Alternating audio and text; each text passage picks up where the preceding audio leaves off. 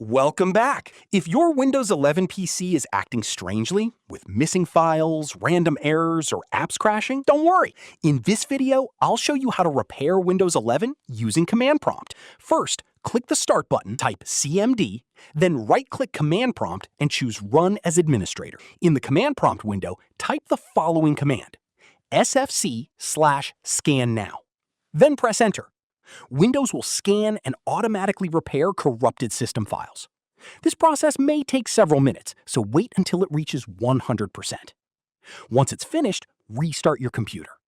If Windows is still having problems, open Command Prompt as administrator again and run this command, DISM/online/cleanup-image/RestoreHealth. Press Enter and let the scan complete. This command repairs the Windows system image and can fix issues that SFC alone cannot. After DISM finishes, restart your PC one more time.